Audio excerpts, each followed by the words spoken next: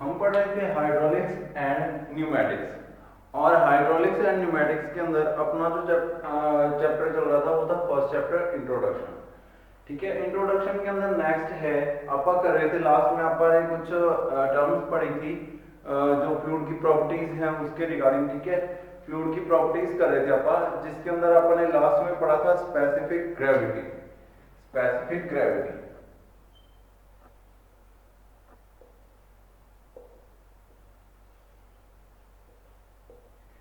क्या होता है? स्पेसिफिक ग्रेविटी मैंने आपको बताया था कि जब आप किसी पर्टिकुलर फ्लूइड की जो है स्पेसिफिक वेट को कंपैरिजन करते हो with respect to a standard fluid, standard fluid से एक जिस फ्लूइड के ऊपर रिसर्च करनी है उसको कंपैरिजन करते हो तो उसको बोलते हैं स्पेसिफिक ग्रेविटी। ठीक है, इसके बारे में आपने पढ़ लिया था। नेक्स्ट है viscosity. Viscosity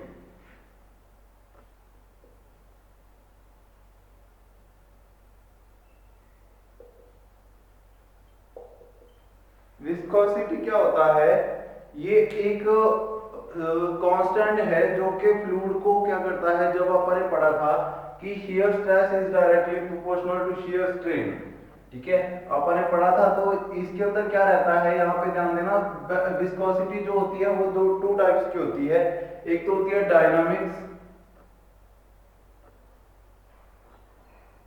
dynamics viscosity, dynamic viscosity बोलते हैं या इसको, या डायनामिक्स विस्कोसिटी। ठीक है, डायनामिक विस्कोसिटी लिख देता हूं मैं। और दूसरा आता है काइनेमेटिक्स, काइनेमेटिक विस्कोसिटी। दो अलग अलग प्रकार की विस्कोसिटी है। क्वेश्चन आपको अगर सिंपल आ जाए कि विस्कोसिटी क्या होता है, उसका मतलब है वो कौन सी विस्कोसिटी होगी, वो होगी डायनामिक विस्कोसिटी। अगर सिंपल क्वेश्चन आ जाए कि विस्कोसिटी, तो उसका मतलब होगा डायनामिक विस्कोसिटी। अगर क्वेश्चन आ जाए काइनेमेटिक विस्कोसिटी तो आंसर चेंज होगा। ठीक है, तो डायनामिक विस्कोसिटी या अकेला विस्कोसिटी आप क्या क्या कह सकते हैं, ये टर्म है रिलेटेड कि जो फ्लूइड के अंदर उसका खुद का शियर को रेजिस्ट करने का जो पावर है उसको विस्कोसिटी कहते हैं। ठीक है, तो क्या है, it is defined as the property of a fluid which determines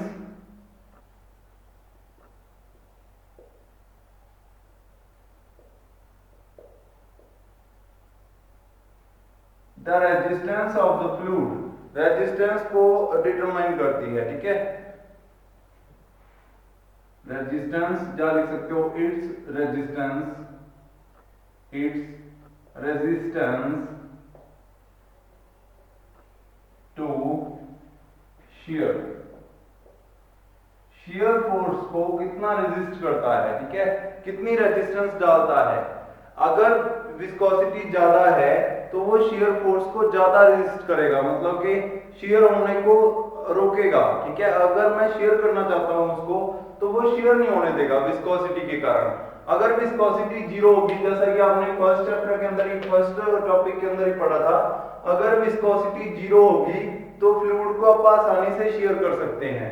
अगर विस्कोसिटी ज्यादा होगी तो वो रेजिस्ट करेगा शेयर को और शेयरिंग फोर्स नहीं लगेगी उस पे। ठीक है, तो फार्मूला जैसे कि आपने पढ़ा था न्यूटन्स लॉ, न्यूटन्स लॉ क्या कहलाता है मैथमेटिकली,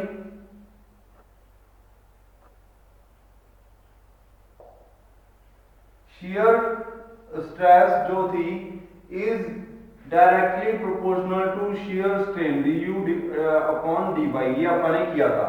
ठीक है, एक डायग्राम बनाया था न्यूटन्स के लिए, तो उसके अंदर क्या था, यहाँ पे क्या था, shear stress, shear stress is directly proportional, अगर सीधी लाइन है तो directly proportional to shear strain. Shear stress को मैं टाउ लिख सकता हूं और शियर स्ट्रेन को मैं लिख सकता हूं वेलोसिटी ग्रेडियंट्स जो कि हैं du डिवाइडेड बाय dy, ऐसे लिख सकता हूं मैं। ठीक है, तो यहां पे मैंने क्या कर दिया, shear stress is directly proportional to shear strain, ये फार्मूला होता है, लेकिन मैं यहां पे इज इक्वल टू नहीं लिख सकता। अगर किसी भी टर्म को आपने दूसरी टर्म जो कि क्या है, अगर आप कहते हो कि shear stress is directly proportional, directly proportional का सिंबल लगा हुआ है तो इसका मतलब ये नहीं है कि वो इज इक्वल है। वो उसका मतलब है कि अगर शियर स्ट्रेस बढ़ेगी तो शियर स्ट्रेन भी बढ़ेगी। अगर शियर स्ट्रेस कम होगी तो शियर स्ट्रेन भी कम होगी, और ये एक रेशियो में होगा पर्टिकुलर। तो अगर आप इन दोनों को इज इक्वल करना चाहते हो तो इज इक्वल के लिए एक कांस्टेंट लगाना पड़ता है अपने को। वो कांस्टेंट कौन सा होगा? म्यू। यहाँ पे अलग अलग चीजों के लिए अलग अलग कांस्टेंट होता है, ठीक है। ध्यान देना कि अगर एक आयरन का पीस है, आयरन के पीस को मैंने क्या किया, उसके अंदर स्ट्रेस डाली और उसके अंदर थोड़ी सी स्ट्रेन होगी, वो मुड़ गया। कितनी स्ट्रेस डाली और कितना स्ट्रेन हुआ, ये डायरेक्टली प्रोपोर्शनल है, ठीक है। ये आयरन के पीस के लिए है। यहाँ पे उसकी स्ट्रेस और स्ट्रेन दोनों बराबर है, ठीक है। बराबर नहीं है मतलब कि डायरेक्टली प्रोपोर्शनल है। तो stress is directly proportional to strain, ये फार्मूला होता है, ठीक है। लेकिन यहाँ पे क्या हो रहा है, जो अब मैं उस आयरन के पीस के ऊपर फोर्स लगा रहा हूँ, या जैसे यही पीस है, इसके ऊपर जब मैं फोर्स लगा रहा हूँ तो जैसे जैसे इसकी स्ट्रेस बढ़ रही है, धीरे धीरे इसके ऊपर स्ट्रेन भी बढ़ रही है, ये मुड़ रहा है धीरे धीरे। लेकिन इसको मैं इज इक्वल नहीं लिख सकता कि जितनी मैंने फोर्स डाली उतना ही ये मुड़ गया। ये रेशियो बराबर है कि इतनी फोर्स डालने के बाद ये इतना मुड़ता है और उससे दोगुनी फोर्स डालने पर दो गुना मुड़ेगा, ठीक है। तो ये सिस्टम होता है। अब अगर मैं स्ट्रेस को इसके बराबर पुट करना चाहता हूं तो मेरे को कोई ना कोई कांस्टेंट चाहिए। तो इसके लिए कांस्टेंट रहता है is equal to elastic constant, ठीक है। तो मॉडुलस ऑफ इलास्टिसिटी ऐसे अपन लिखते हैं। तो यहाँ पे ये क्या है, ई, ये मॉडुलस ऑफ इलास्टिसिटी है, ये जस्ट समझने के लिए था। यहाँ पे क्या है आपके पास जो है कांस्टेंट, वो क्या है? म्यू। तो म्यू का मतलब क्या होता है? म्यू का मतलब होता है विस्कोसिटी, ठीक है। यहाँ पे ये म्यू क्या है? म्यू जो है ये किसको डिनोट कर रहा है? म्यू शो कर रहा है विस्कोसिटी को, विस्कोसिटी, ठीक है। ये म्यू से आप इसको डिनोट कर सकते हैं, ठीक है। तो यहाँ पे विस्कोसिटी जो है वो क्या है, ऐसे आप निकाल सकते हो। और अगर सीधा विस्कोसिटी पूछ ले कि विस्कोसिटी कितनी है, तो विस्कोसिटी निकालने के लिए क्या फार्मूला रहेगा? टाउ के नीचे चला जाएगा ये सारा, tau divided by velocity gradient d divided by d y, ठीक है। ऐसे भी आप लिख सकते हो इसको, ठीक है। ये आ गया आपका क्या? म्यू निकालने का फार्मूला। तो यहाँ पे आप क्या निकाल सकते हो, ये सारी चीजें कि विस्कोसिटी क्या होती है, dynamic viscosity. It is the property of fluid, पूरा लिखना है, it is the property of fluid, property of fluid which determines its resistance to shear, shear को रेजिस्टेंस करने की पावर, ठीक है। कितना रेजिस्ट करेगी उतना ही क्या रहेगा, ये ज्यादा रहेगा, ठीक है। नेक्स्ट आता है, अब अपन ने डायनामिक विस्कोसिटी के बारे में पढ़ लिया कि ये क्या होता है। नेक्स्ट आता है काइनेमेटिक्स। काइनेमेटिक्स की खासियत क्या थी? उसके अंदर फोर्सेस नहीं आती, मैंने आपको पहले ही बताया था, ठीक है। तो नेक्स्ट आता है kinematics viscosity, kinematic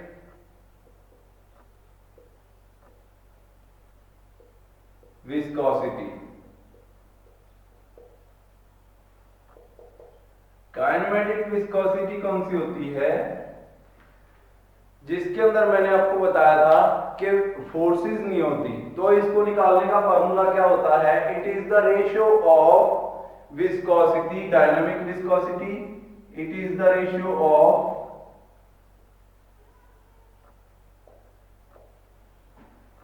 dynamic viscosity, जो अपन ने पहले निकाला था, viscosity to the density, dynamic viscosity to the density. नीचे क्या आएगा? डेंसिटी, और ऊपर क्या आएगा? काइनेमेटिक विस्कोसिटी, ठीक है।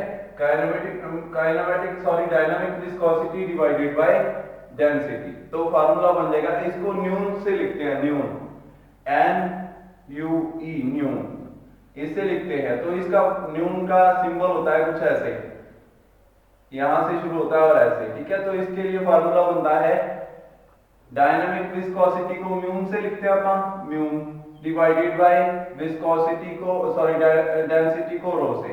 तो ये बन गया फार्मूला काइनेमेटिक विस्कोसिटी का, ठीक है। तो क्वेश्चन आएगा, what is kinematic viscosity? It is the ratio of dynamic viscosity, जो अपन ने अभी निकाला था, to the density of fluid. ठीक है, ऐसे करके आप इसको निकाल सकते हो। नेक्स्ट आता है Newton's law of viscosity.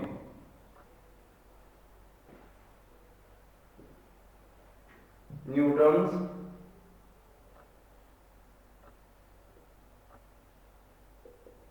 Law of viscosity.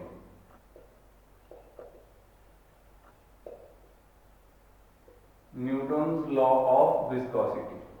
ठीक है, न्यूटन्स लॉ क्या कहता है कि in a fluid, in a ideal fluid, ideal fluid की बात होगी यहाँ पे, क्योंकि दूसरे फ्लूइड्स के अंदर तो कुछ ना कुछ चेंजेस आते रहते हैं। ठीक है, अगर shear stress of fluid is directly proportional to if in ideal fluid, पूरा लिख देता हूं मैं, shear stress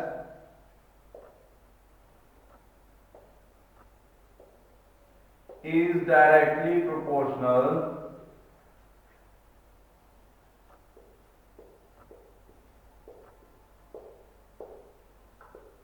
to shear strain।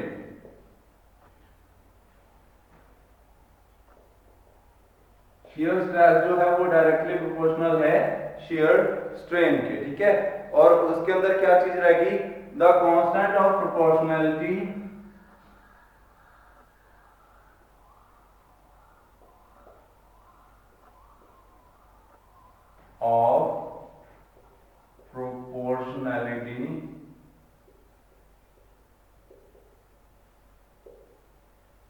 is mu।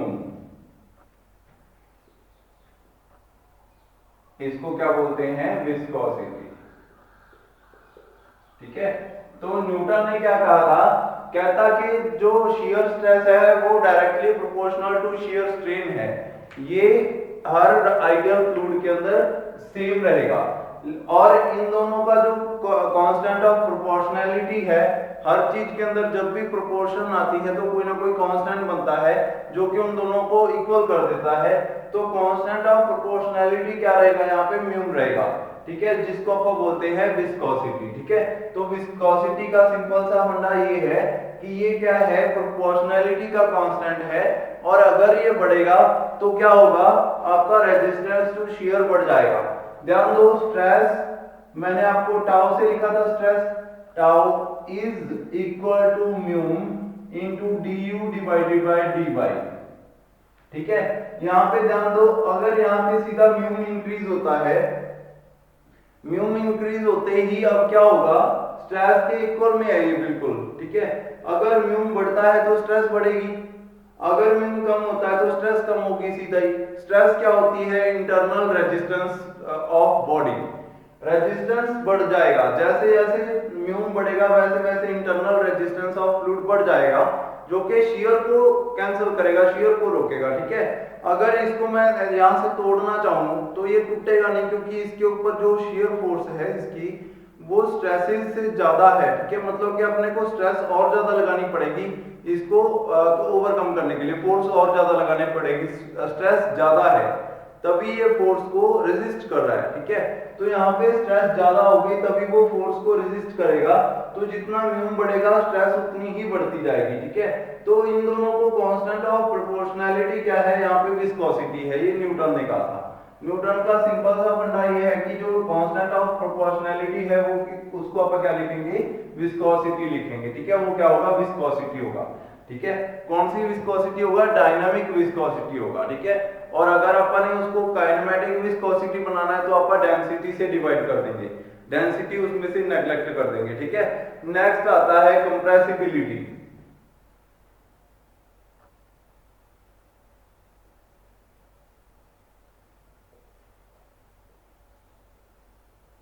Compressibility, compressibility क्या होती है कि अपन कितना फ्लूइड को कंप्रेस कर सकते हैं। ठीक है, जब अपन फ्लूइड को कंप्रेस करते हैं तो उसकी वॉल्यूम में कितना चेंज आता है उसको अपन लिखते हैं कंप्रेसिबिलिटी। ठीक है, it is the property of fluid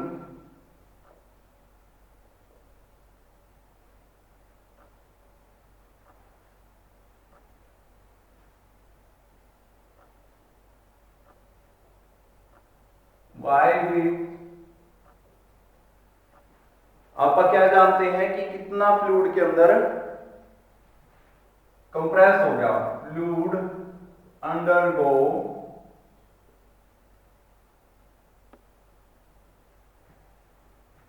to a volumetric change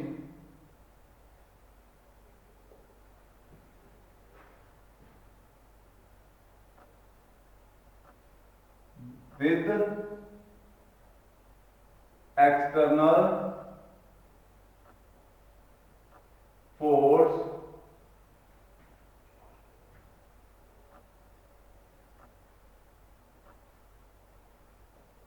external force लगी, उससे वो कितना वॉल्यूमेट्रिक चेंज हुआ उसके अंदर, undergo to a volumetric change.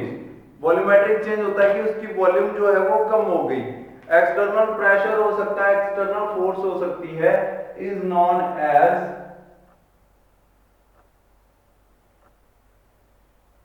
Compressibility. ठीक है, उसको क्या बोलते हैं, कंप्रेसिबिलिटी। जितना प्रॉपर्टी अब क्या है, जिसकी मदद से वो फ्लूइड जो है उसके अंदर वॉल्यूमेट्रिक चेंज आ जाए, डिक्रीज इन वॉल्यूम हो जाए, तो उसको आप क्या बोलेंगे, उसको कंप्रेसिबिलिटी बोलेंगे। ठीक है, कंप्रेसिबिलिटी बहुत ही इंपॉर्टेंट है क्योंकि ज्यादातर फ्लूइड्स जो है वो कंप्रेस हो सकते हैं। उनकी रेशो कितनी रहती है, कितना वो चेंज आते हैं, वो उसको बोलते हैं बल्क मॉड्यूलस। ठीक है, तो कंप्रेसिबिलिटी से नेक्स्ट टॉपिक अपना बनता है, कंप्रेसिबिलिटी क्या है, एक ऐसी प्रॉपर्टी है जिसकी हेल्प से जो फ्लूइड है उसके अंदर वॉल्यूमेट्रिक चेंज आ जाता है, वो अपनी ओरिजिनल साइज से, अपनी ओरिजिनल वॉल्यूम से कम हो जाता है। उसके बाद नेक्स्ट मैंने आपको बताया कंप्रेसिबिलिटी, और सॉरी बल्क मॉड्यूलस। तो बल्क मॉड्यूलस क्या होता है, बल्क मॉड्यूलस, बल्क मॉड्यूलस क्या होता है, ये एक प्रॉपर्टी है बल्क मॉड्यूलस जिसको K से डिनोट करते हैं। K, बल्क मॉड्यूलस को लिखते हैं K से। 2 नंबर में क्वेश्चन हर बार आता है कि इसका सिंबल क्या है, या इसको किससे डिनोट करते हैं, तो बल्क मॉड्यूलस को K से डिनोट करते हैं। It is the ratio of, या इसको बोल सकते हैं compressive stress to the volumetric strain.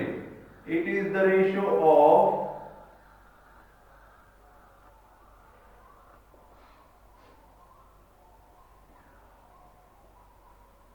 compressive stress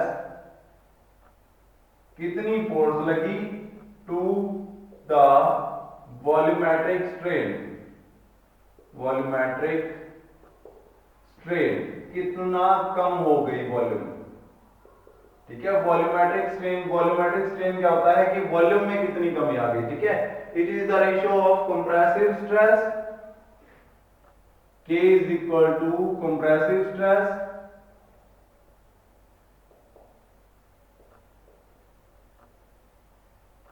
divided by volumetric strain। ये बन गया फॉर्मूला। ठीक है, इससे आप क्या निकाल सकते हो, बल्क मॉड्यूलस K निकाल सकते हैं आपका। ठीक है, बहुत ही इंपॉर्टेंट है बल्क मॉड्यूलस। ठीक है, नेक्स्ट आता है आपका surface tension. Surface tension, properties of fluid कर रहे हैं आपका, बहुत ही इंपॉर्टेंट प्रॉपर्टीज हैं सारी। क्वेश्चन 2 नंबर में अगर आए तो सारे इसी में से बनेंगे फर्स्ट चैप्टर के। नेक्स्ट आता है सरफेस टेंशन।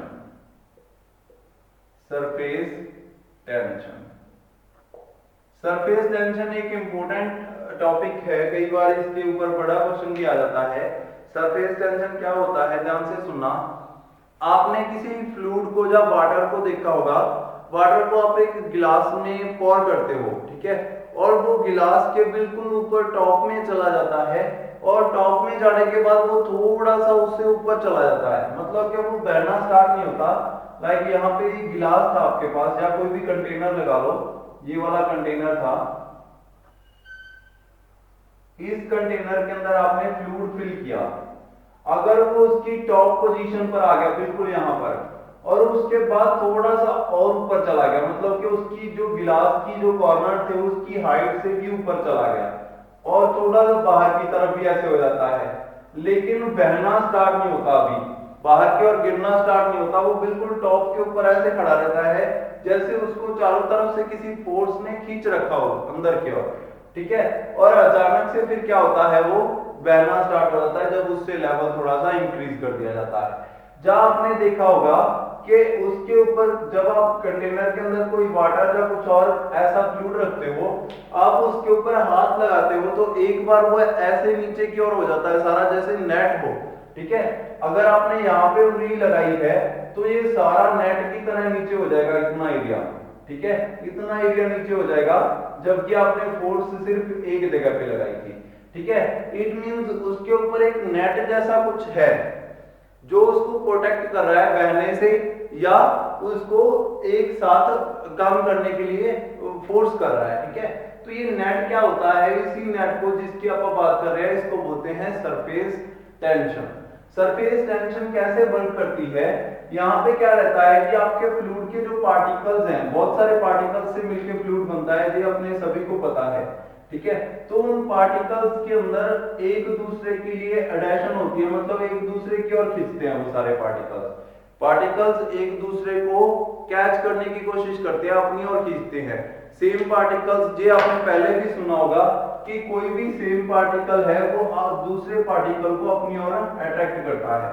तो ऐसा ही फ्लूइड के अंदर भी होता है, लेकिन फ्लूइड के ऊपर जो ऊपर वाली लेयर होती है उसके अंदर ये चेंज आ जाता है कि उसके जो अट्रैक्टिव पार्टिकल्स होते हैं वो उससे नीचे रह जाते हैं, उसके ऊपर कोई भी पार्टिकल नहीं है। ध्यान दो, जैसे एक पार्टिकल, ये वाला पार्टिकल है, ये पार्टिकल, इसको मैं क्या करता हूं, इसको जो है इसके साथ वाले सारे पार्टिकल्स अपनी ओर खींच रहे हैं, ठीक है। इसको अपन सर्च करते हैं इसके बारे में कि इसके ऊपर कैसी फोर्सेस लग रही हैं।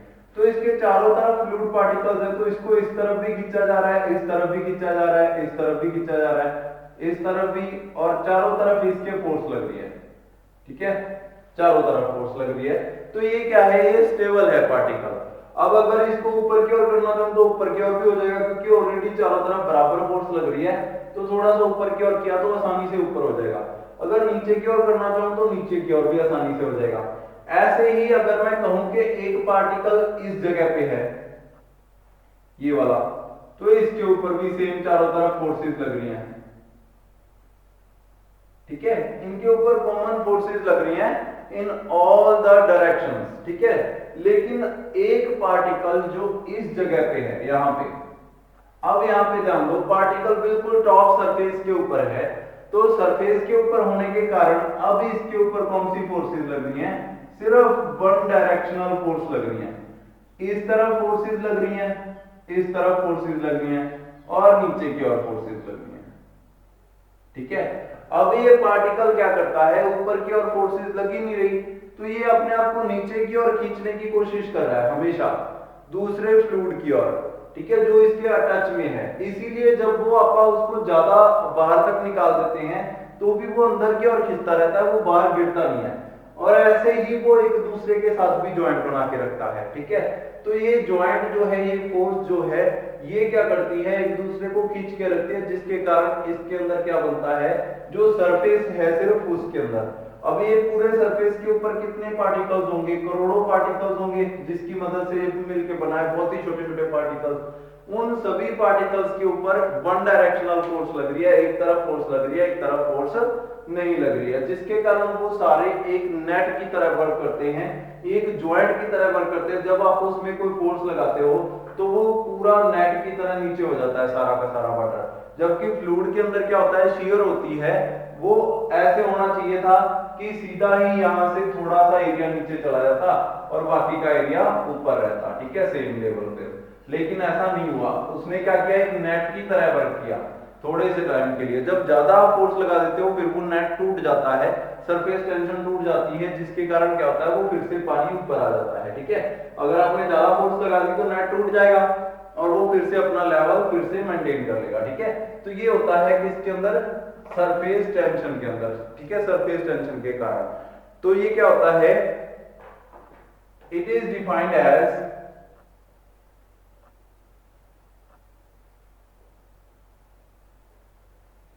the forces act on surface,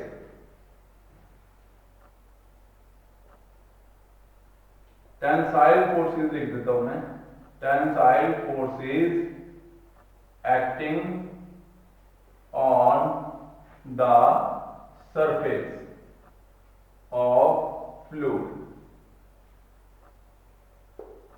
ठीक है, फ्लूइड के सरफेस के ऊपर जो टेंसाइल फोर्सेस जो अप्लाई करती है। ठीक है,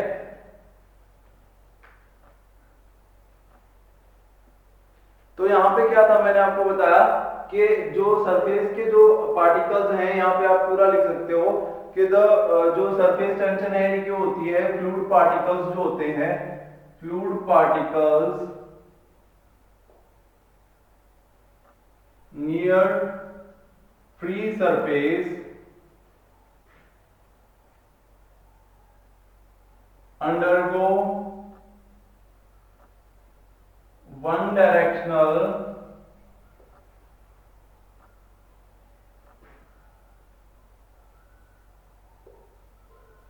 force due to no particle in upward direction। upward direction, upward direction के अंदर कोई फ्लूइड पार्टिकल नहीं है, इसलिए वो सिर्फ एक तरफ फोर्स को फील करते हैं। ठीक है, fluid particle near free surface undergo one directional force due to no particles in upward direction. ऊपर की ओर कोई फ्लूइड पार्टिकल्स नहीं है, तो जिसके कारण क्या होगा, अब वो पार्टिकल्स जो है वो वन डायरेक्शनल फोर्स को फील करेंगे, और इसी के कारण क्या है, सरफेस जो है एक नेट की तरह वर्क करेगा, जिसके कारण ये फ्लूइड पार्टिकल्स जो है एक जगह पे स्टेबल रहेंगे। ठीक है, तो आज के लिए इतना ही पढ़ेंगे, सरफेस टेंशन का टॉपिक हो गया है। नेक्स्ट लेक्चर में अपन नेक्स्ट शुरू करेंगे आगे से टॉपिक। Thank you.